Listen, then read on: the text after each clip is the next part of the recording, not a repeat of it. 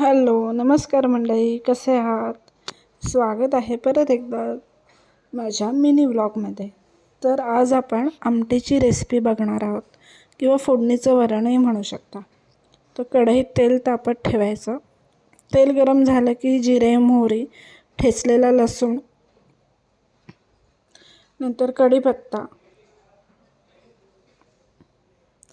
आणि त्यानंतर चिरलेले टोमॅटो टाकायचे.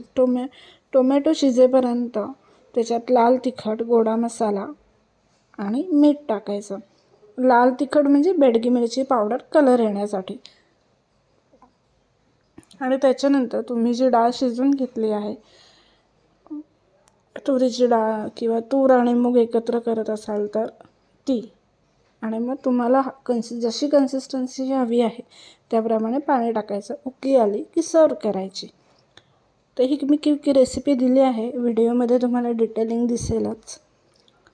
फोडणीमध्ये तुम्ही थोडीशी कोथिंबीर चिरून टाकली की त्याला मस्त असा स्वाद येतो. तर माझी जी स्टोरी होती ती अर्धवट राहिली होती, तर ह्याचाच हा सेकंड पार्ट आहे. तर त्या दिवशी मी ऑफिसला, जेव्हा ॲक्सिडेंट झाला तेव्हा मला काही लागलं नव्हतं आणि मी ऑफिसला गेले.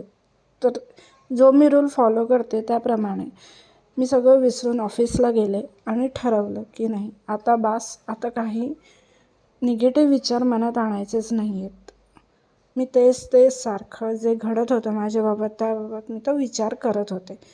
आणि मग त्या दिवशी मला माझं रिपोर्ट सरांना सबमिट करायचा होता.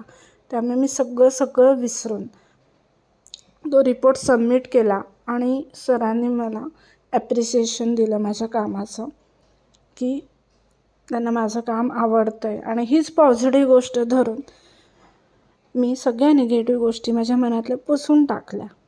पण लाईफ इथे थांबणार नव्हतं माझं. दुसऱ्या दिवशीची सकाळ उजाडली आणि परत चिडचिडणं, भांडण हे सुरूच झालं. म्हणजे एवढ्या निगेटिव्ह गोष्टीनंतर एक पॉझिटिव्ह गोष्ट घडली, पण तरीसुद्धा त्या दिवसापुरतं फक्त मी ती पॉझिटिव्ह गोष्ट झाली होती, निगेटिव्ह गोष्ट पुसून टाकली. पण परत चौथ्या दिवशी तेच. तर आपण पुढची स्टोरी नेक्स्ट व्लॉगमध्ये नक्की ऐकूया. आणि अशा तऱ्हेने आमटी किंवा फोडणीचं वरण करून बघा. मस्त वरण गार्निशिंगसाठी कोथिंबीर टाका. So stay tune guys. Thank you so much.